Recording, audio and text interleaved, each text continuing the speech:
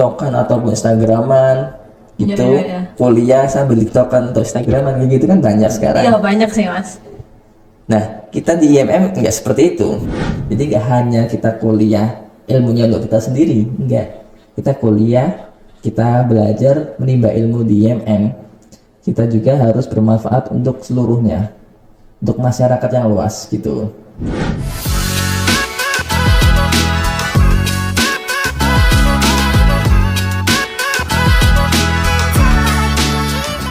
Assalamualaikum warahmatullahi wabarakatuh. Waalaikumsalam warahmatullahi wabarakatuh. Oke. Halo teman-teman mahasiswa, selamat datang di podcast UMPP, tempat kita berbagi cerita, wawasan, dan inspirasi. Bersama saya Aji Vidyawati, pada kali ini kita kedatangan bintang tamu yang luar biasa dan keren pastinya, yakni seorang kader yang inspiratif. Yang ada di sebelah saya, yaitu Mas Haidar. Halo Mas Haidar, gimana nih kabarnya Mas Haidar? Alhamdulillah baik. Oke. Kamu gimana kabarnya? Alhamdulillah baik juga Mas Haidar. Ya, alhamdulillah. Nah, apa sih kesibukan Mas Haidar sekarang ini? Oh, saya agak nggak terlalu sibuk ya untuk kali ini di semester akhir kan paling untuk mengerjakan tugas akhir ataupun skripsi ataupun artikel saya gitu. Di sini saya nggak skripsi. Oh, nggak skripsi? Iya. Terus bikin apa Mas? Saya bikin artikel jurnal gitu untuk sebagai syarat kelulusan saya di Fakultas FEB gitu. Gitu. Keren ya Mas. Alhamdulillah. Dan nggak Alhamdulillah. hanya saya, ada di teman saya Mas Winario di seangkatan saya itu nggak skripsi gitu. Mas Winario itu kan kader IMM, ketua sebelum saya gitu. Oh iya. Ya teman-teman, jadi Mas Haidar ini adalah seorang ketua Korkom Ikatan Mahasiswa Muhammadiyah di Universitas Pekajangan Pekalongan.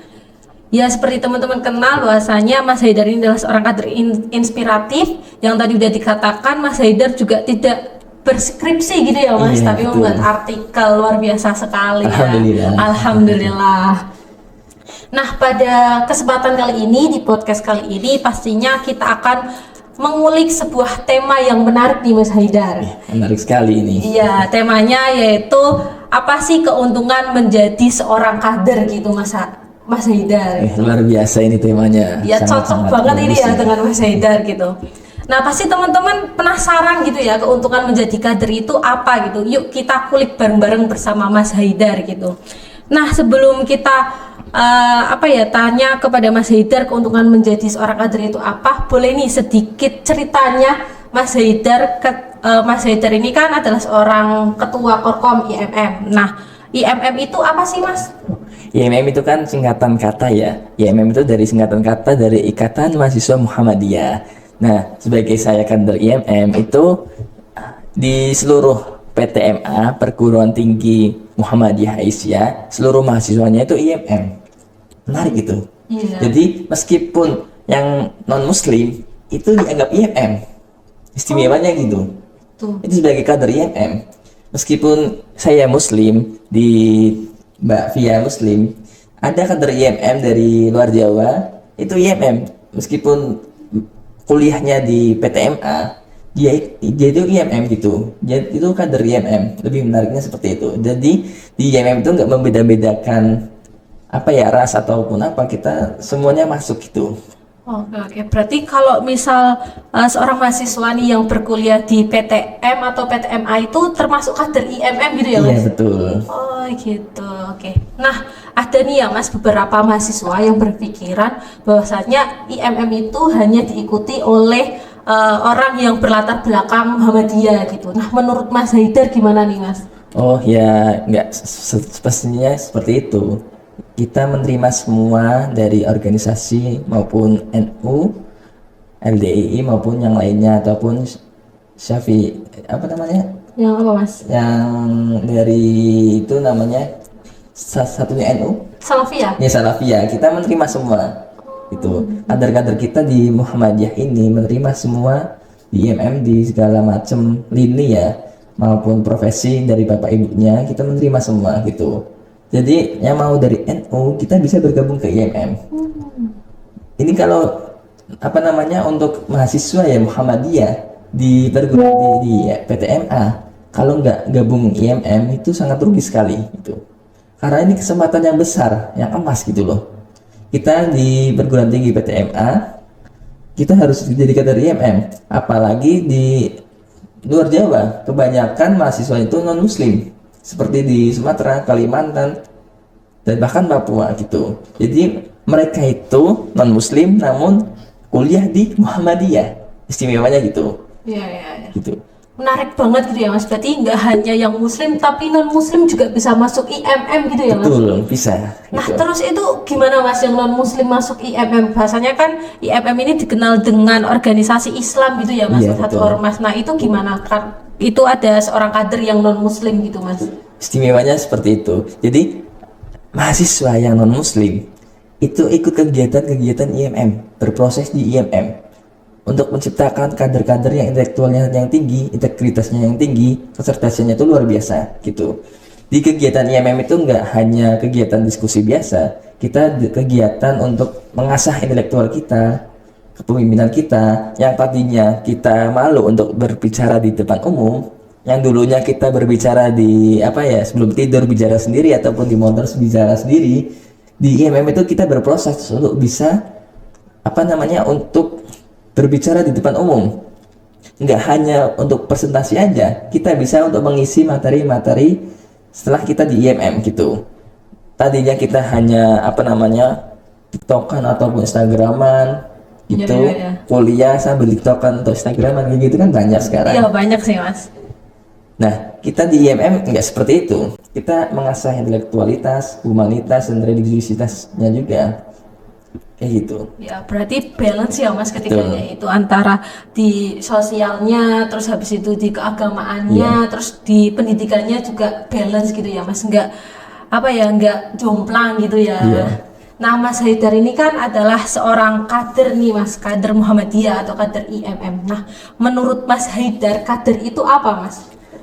Intinya gini, kader itu seorang mahasiswa yang ingin berproses gitu. Yang dulunya kita SMA berproses ke perkuliahan. Nah, seperti tadi yang kita mahasiswa yang tadinya masih disuapin makannya, kita berproses bisa makan sendiri. Simpelnya gitu.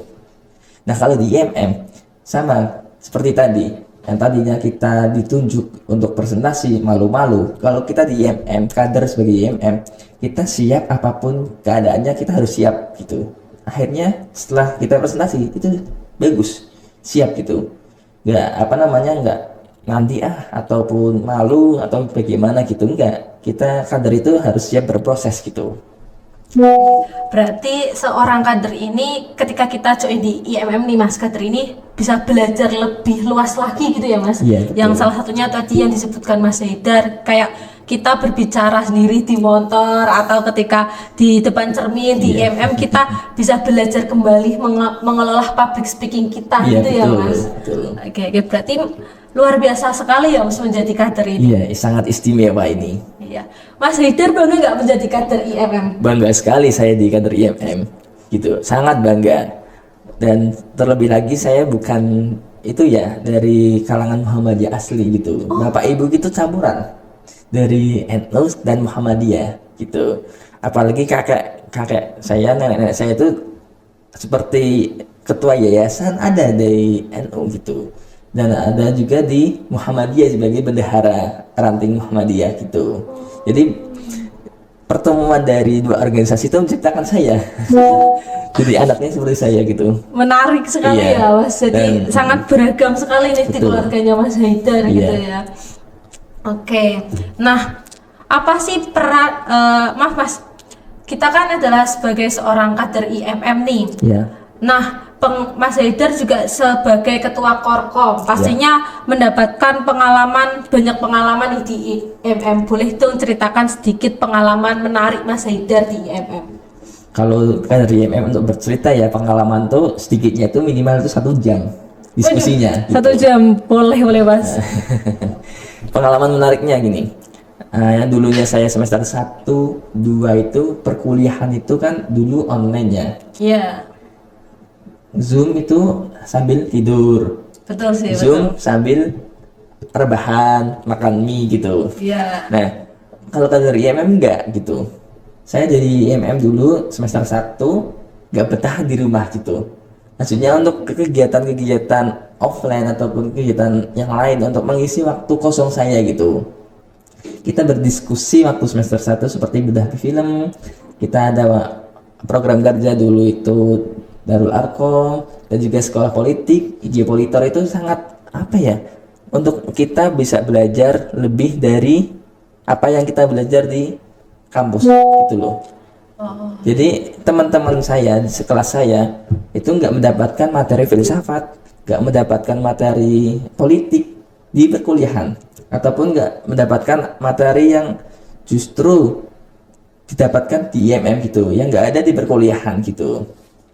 Dan juga di saya pribadi untuk pengalamannya itu bisa selama 2 semester itu exchange dan mengikuti program Kemendikbud gitu. Dulu kan Kemendikbud itu kan Kementerian Kementerian Pendidikan dan Kebudayaan gitu. Ya. Saya mengikuti program Kemendikbud itu, saingan itu luar biasa. Di semester pertama itu semester 6 itu semester yang dimana semester itu pada malas semua mahasiswanya. Beneran. Ya.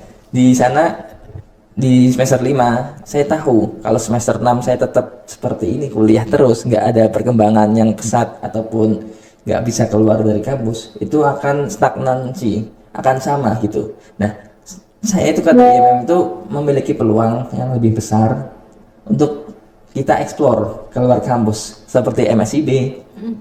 Dulu saya MSIB itu di Dinas Koperasi dan UKM di Yogyakarta, di mana pada saat pendaftaran itu sekitar 8.600 mahasiswa. 8.000 Mas Haidar. Iya. Yang apa namanya, yang keterima hanya 60 orang. Gitu. Dan yang kedua, selain di magang itu ya, saya berkesempatan perkuliahan di UGM, Universitas Gadjah Mada. Yang dimana itu sangat mimpi saya untuk bisa berkuliah di sana. Gitu. Dan di UGM itu saya ya mengasah intelektualitas saya di sana. Kita belajar akademik yang nggak ada di UMBP gitu. Nah, lebihnya lagi di dalam prosesnya pendaftaran itu dilihat oleh apa namanya panitia pemilihan seleksi ya, di waktu dulu itu dilihat dari segi organisasi gitu. Kawan-kawan mahasiswa yang nilainya tinggi-tinggi itu nggak menjamin masuk di program-program itu kalau magang. Sikanya seperti ini. Di dalam proses seleksi itu saya tahu dari sekretaris dinasnya itu, dalam seleksi itu kita nggak mengambil yang terbaik gitu di dinas koperasinya dia, tapi mengambil yang organisasinya lebih berkompeten gitu, pengalaman organisasinya. Oh, I see ya. Berarti organisasi ini sangat berpengaruh juga untuk jenjang karir kita, begitu ya Mas Haidar. Oke, jadi kan Mas Haidar juga menyebutkan bahwasanya ketika kita mengikuti IMM kita dapat mendapatkan ilmu seperti politik, filsafat yang tidak kita dapatkan di dalam kelas perkuliahan. Betul gitu ya Mas Haidar. Nah, boleh dong pengalaman yang paling menarik dan paling berkesan Mas Haidar di organisasi itu apa Mas? Pengalaman saya kalau kemana-mana, kalau ke Jogja ataupun apa itu yang sesuai dengan IMM itu tanpa biaya, dibiayai oleh organisasi ataupun dibiayai oleh alumni yang IMM gitu. Asik ya Mas? Asik sekali gitu. Yes. Jadi memang IMM itu disupport penuh ya kader-kadernya oleh organisasinya untuk berkembang. Seperti saya sendiri ini disupport betul dulu itu oleh Mas Winaryo selaku ketua sebelumnya. Saya izin Mas mau keluar dari kampus untuk intelektual mengasah ya gitu, MSIB. Memang betul disupport. Ya udah Mas Haidar, coba keluar nanti hasil dari di sana terapin di IMM gitu. Di support system dari alumni kader IMM ini juga luar biasa sekali ya Mas. Betul, iya. Ya sih, asik juga ya kita bisa berjalan berkeliling kota tanpa mengeluarkan biaya, tapi kita mendapatkan pengalaman yang banyak sekali. Betul, gitu ya Mas. betul. Mungkin aku juga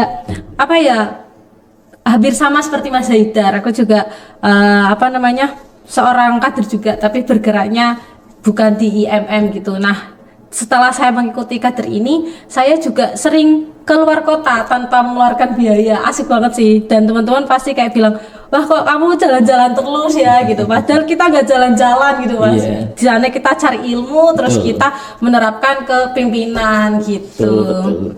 Sangat istimewa gitu. Iya, menguntungkan sekali gitu ya Iya. mas. Nah, kalau bicara soal keuntungan nih, tadi Mas Haidar juga udah beberapa menyebutkan bahwasanya menjadi kader itu sangat menguntungkan gitu ya Mas. Nah, apa sih benefit yang didapat kalau kita menjadi kader Muhammadiyah atau IMM, baik itu dalam segi mahasiswa ataupun di masyarakat Mas Haidar? Oke, saya cerita sedikit di Yogyakarta waktu itu setelah hampir selesai saya di UGM, saya ketemu dengan alumni UMPP yang dimana beliau itu pernah di DPD, sebelumnya komisariatnya itu di Al-Khawarizmi, di FEB ya, UMPP dulunya itu STIE. Setelah di komisariat Al-Khawarizmi itu berjenjang ke PC, DPD, dan terakhir itu di DPP, dan sekarang menjabat sekretaris Perhubungan Luar Negeri Pemuda Muhammadiyah gitu. Saya di sana ketemu diskusi benefit untuk saya pribadi. Sebelum saya lulus itu ditawarin pekerjaan yang sangat menggiurkan untuk sebelum lulus gitu. Apa nih Mas kalau boleh tahu? Saya untuk menjadikan saya menjadi data analisis gitu di suatu kementerian gitu. Oke. Jadi sebelum saya lulus ditawarin pekerjaan gitu. Jadi apa ya, teman-teman yang lain ataupun mahasiswa yang lain kan sibuk mencari loker gitu. Iya, Mas Haidar dapat peluang terlebih Iya. dahulu. Alhamdulillah seperti itu. Mencuri start dulu ya Mas. Gitu. Jadi apa ya, sangat bermanfaat dalam relasi ya, khususnya kalau jadi kader IMM ataupun organisasi Muhammadiyah gitu. Oke, banyak banget networkingnya, banyak banget ya Betul Mas. sekali. Yang bisa menguntungkan buat diri kita sendiri pastinya ya Iya, Mas, betul. dan buat masyarakat juga. Nah, apa nih yang bikin Mas Haidar yakin kalau menjadi kader IMM ini bisa memberikan dampak positif bukan cuma buat diri sendiri tapi juga untuk masyarakat Mas Haidar? Oh, dampak positifnya banyak banget itu Mbak Via. Itu di khususnya kemarin itu kan bencana ya. Ya. Bencana Petung Riono. Oh iya, itu parah banget sih Mas. Kita mengerahkan seluruh kader IMM untuk bergerak aktif di dalam evakuasi, pembersihan lingkungan, dan seperti menjaga pos koordinasi gitu. Kita kerahkan semua untuk seluruh fakultas ya, seluruh komisariatnya ada di UMPP, dan seluruh kader-kader IMM yang sebelumnya saya sebutkan, seluruh mahasiswa UMPP itu adalah kader IMM semua. Kita kerahkan untuk datang langsung ke lokasi yang terdampak banget gitu. Seperti ada di Petung Riono, ada di Gedung Batanghewu, kita kerahkan semuanya. Kita melakukan pembersihan lingkungan, kita membawakan atau membuat dapur umum gitu untuk korban-korban yang terdampak gitu. Dan itu nggak 1 hari 2 hari, kita terus-terusan gitu dari awal pembukaan poskor sampai sekarang kita terus berkontribusi dalam pembersihan itu gitu kan, positif itu dampaknya. Iya sih, positif banget Mas. Nah, itu dalam Poskor itu IMM bergerak sendiri atau bekerja sama dengan stakeholder luar Mas? Oh iya, kita seluruh AUM Muhammadiyah kita ikut berkontribusi gitu. Dan juga seperti Badan Pengelola dan Haji ya, kemarin memberikan bantuan sekitar 1.000 paket untuk para korban terdampak longsor gitu. Dan itu kolaborasi dengan seperti Poskor itu, seperti ada pemuda, seperti ada pimpinan cabang ataupun yang lain-lainnya gitu. Seluruhnya jadi satu di Fakultas Kesehatan gitu. Jadi nggak bergerak sendiri-sendiri. Kalau bergerak sendiri-sendiri kan nanti akan nggak semuanya rata gitu. Yang dari pelosok-pelosok nggak sampai gitu. Hanya di lokasi tertentu yang dapat kalau kita kumpulkan jadi satu, itu akan rata semua gitu. Apalagi untuk seperti alat tulis yang kawan-kawan ataupun para masyarakat sekarang kan pada donasi uang, sembako, dan pakaian. Itu sudah terpenuhi. Yang belum terpenuhi itu adalah alat tulis menulis untuk pembelajaran siswa. Ya, IMM juga mengumpulkan donasi-donasi seperti itu untuk disalurkan kepada para korban ya, terutama banjir ataupun longsor gitu. Oke, berarti IMM ini juga ikut turut berkontribusi memberikan kemaslahatan kepada masyarakat gitu ya Mas. Salah Iya. satunya dengan kemarin berkontribusi di bencana banjir Petung Iya, Kriono betul. gitu, longsor gitu. Nah, selain itu apa aja Mas yang udah pernah dilakukan IMM? Seperti santunan anak yatim khususnya untuk sosial ya, untuk nanti bulan puasa ini atau Ramadan ini kita IMM seluruh fakultas komisariat se-UMBP ya, kita akan terjun langsung ke panti asuhan di daerah Pemalang. Kenapa ambilnya di Pemalang? Ya kenapa nih Mas? Nah, Kenapa kayak di menarik Pekalongan ini. gitu ya? Karena di Pemalang sendiri itu masih kekurangan apa ya, untuk bantuan-bantuan gitu, masih sangat kekurangan sekali gitu, karena Pemalang itu daerah pelosok ya, maksudnya pelosok Pemalang gitu. Beda kemajuan Pemalang sama Pekalongan. Pekalongan ada industri, bos-bos industri itu ngasih donasi banyak ke panti-panti asuhan gitu. Di Pemalang itu kota, saya kira itu kota pegawai aja gitu, nggak ada industri besar-besaran di Pemalang, sehingga dampak sosialnya itu jomplang banget. Ada yang kaya raya, ada yang menengah bawah banget gitu. Nggak merata gitu ya Betul. Mas. Nah, kita adakan santunan anak yatim di panti asuhan Pemalang karena kita lihat ya, potensi untuk kita membantu itu lebih besar gitu, lebih bermanfaat daripada kita mengambil lokasi di Pekalongan. Di Pekalongan sendiri sudah ada donasi-donasi dari warga sekitar gitu. Di Pemalang sebagai lokasi yang strategis untuk kita berbuat baik gitu. Oke, berarti ya memang ini ikut langsung berperan gitu ya Betul. Mas. Nah tadi kan Mas Haidar bilang kalau menggerahkan seluruh PK IMM ya di UMPP gitu. Nah itu yang boleh mengikuti hanya yang ikut PK itu atau semua mahasiswa boleh ikut terjun langsung gitu Mas? Semua lini mahasiswa gitu. Kalau misalkan untuk berminat, kita kan akan membuka donasi di dalam fakultas ya, seluruh fakultas di UMP. Kita akan membuka donasi dan juga akan membuka aspirasinya gitu. Aspirasinya apa? Misalkan dari beberapa pendonasi ingin ikut serta, kita persilahkan gitu. Tapi kadang-kala kita udahlah uang aja gitu, ya udah kita salurkan betul-betul, nanti akan kami buktikan dalam dokumentasi bahwasanya kita benar-benar untuk terjun langsung ke panti asuhan yang sangat-sangat kurang dalam pendanaan, dalam apa namanya, peralatan kesehatan ataupun peralatan bersih-bersih gitu. Kita akan membantu panti asuhannya seperti itu. Berarti tidak hanya bisa berdonasi uang, tapi kita juga bisa ikut langsung gitu ya Mas? Betul. Oke, nah ada informasi yang teman-teman bisa dapatkan duluan nih dari Mas Haidar nanti ketika bulan puasa ya Mas, Iya, betul. yang mau ikut boleh join gitu ya Iya. Mas. Nah, peran apa yang diambil IMM dalam memberikan dampak untuk mencapai dari tujuan Muhammadiyah gitu Mas. Nah, tujuan Muhammadiyah sendiri kan itu menjunjung tinggi nilai-nilai agama Islam sehingga terwujudnya masyarakat Islam yang sebenar-benarnya. Nah, Betul. peran apa nih yang diambil IMM untuk mencapai tujuan tersebut Mas Haidar? Ya, pastinya kita amar ma'ruf nahi munkar Ya, dan juga rahmatun lil alamin. betul sekali Mas. Dan jadi kita perannya betul-betul kita membuat kader ya, harus berdampak di sosial, di Ya. masyarakat. Contohnya saja setelah kita perkuliahan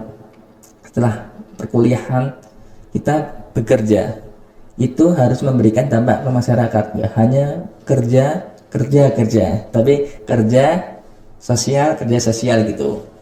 Kita harus memikirkan tetangga dan mempunyai pikiran seperti itu tuh sebelum kita kerja gitu loh.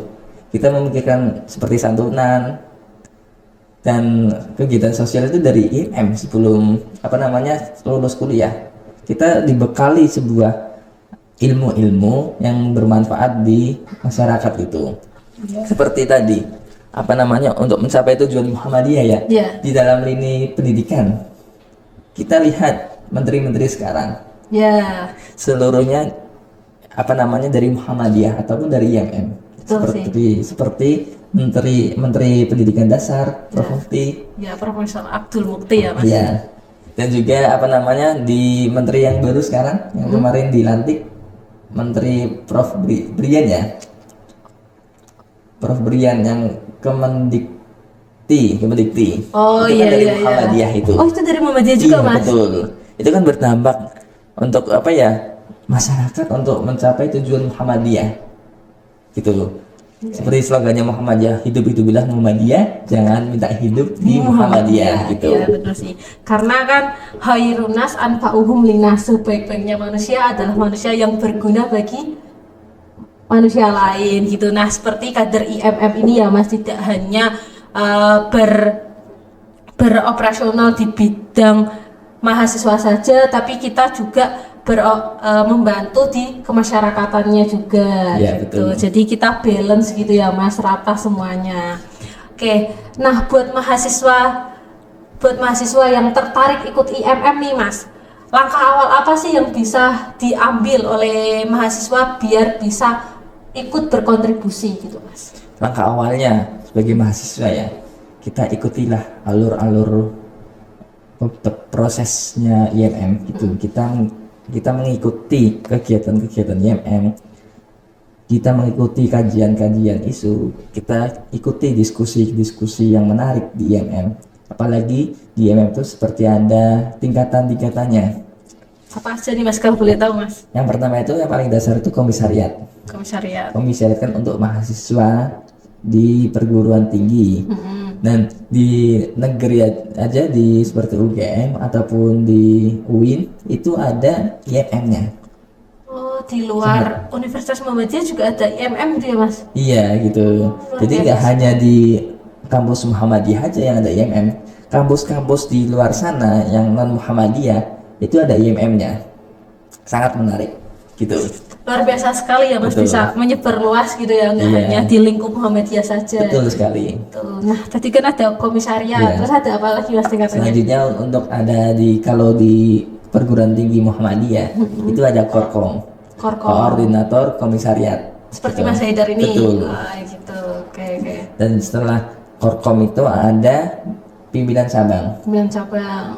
Pimpinan cabang itu ya bergerak di sosialnya seringnya, nggak hanya ke mahasiswanya. Karena pimpinan cabang itu tingkatannya sudah bukan universitas. Oh. Gitu. Itu di luar gitu ya mas? Betul. Oke. Nah, setelah pimpinan cabang ada DPD IMM Jawa Tengah kalau di Pekalongan ya. Itu bergeraknya nggak hanya ke mahasiswanya aja, kita seluruh lini kita isi gitu. Seperti kemarin tuh seperti ada pemilihan pilkada ya. Ya. Kader IMM memasuki prospek-prospek yang paling penting di dalam pemilihan itu, seperti ikut serta jadi apa namanya, saksi ataupun jadi apa KPU gitu. Oh, oke. Struktural di apa namanya untuk negara itu kita ikut berkontribusi. Jadi nggak hanya kita kuliah ilmunya untuk kita sendiri, enggak. Kita kuliah, kita belajar menimba ilmu di IMM. Kita juga harus bermanfaat untuk seluruhnya, untuk masyarakat yang luas gitu. Oke. Setelah di DPD itu kan akhirnya itu di DPP, DPP. Dewan apa coba? Ada kurang tahu nih mas? Dewan Pimpinan pusat. iya, pimpinan pusat ya, pimpinan pusat. Kalau DPD kan Dewan Pimpinan Daerah. Ya. Nah, setelah di DPP itu kita lingkupnya itu seluruh Indonesia. Dari Sabang sampai Merauke kita urus di DPP itu. Apalagi di dalam prospek-prospek negara seperti Prof Mufti itu dulunya itu IMM. Ikut berkontribusi dalam negara, ikut berkontribusi dalam membangun negara untuk berkemajuan ya, untuk menjadikan negara ini 2045 emas. Indonesia emas Nah, 2045. Oke. Jadi banyak banget gitu ya mas yang bisa diambil langkahnya oleh mahasiswa Ya. untuk bisa ikut IMM, yang salah satunya bisa gabung komisariat dulu ya mas. Betul. Nah seru sekali teman-teman pada pembahasan di podcast kali ini. Nah buat teman-teman nih kan udah mendengar tadi yang udah disampaikan oleh Mas Haidar, keuntungan dari menjadi kader, terus peran IMM itu seperti apa. Jadi untuk teman-teman yang tertarik dengan IMM bisa langsung gabung gitu ya Mas, mungkin bisa Silakan. menghubungi dengan Mas Haidar gitu. Nah, di akhir podcast kali ini mungkin Mas Haidar ada kata-kata untuk mengakhiri podcast kali ini. Mas Haidar, boleh disampaikan? Oke, untuk para mahasiswa ya, tetap semangat, jaga kesehatan, dan juga harus berjenjang karir gitu. Dan juga kita sebagai mahasiswa itu ya, kita hari ini kuliah duduk di sini, kita harus memikirkan 1 hari ke depan, 1 minggu ke depan, 1 bulan ke depan, 1 tahun ke depan, bahkan 10 tahun ke depan. Kita harus apa? Kita harus ada itu step-stepnya, harus kita berjenjang karir gitu. Saya jadi mahasiswa, saya mau jadi tenaga profesional di kementerian, bisa. Kita harus memiliki impian-impian itu gitu. Gak hanya nunggu nasib aja lah gitu. Kita harus yang mengejar nasib gitu loh, mengejar nasib, kesempatan sebelum kesempatan itu ada gitu. Ada pantun nggak Mas di Ada akhir nih. episode ini? Boleh Mas? Pantunnya ini, saya sendirian tanpa kekasih. Cakep. Cukup sekian dan terima kasih. Oke, luar biasa sekali. lagi, satu lagi. Ada lagi Mas? Ya. Boleh. Ikan hiu getar-getar. Cakep. See you later. Aduh.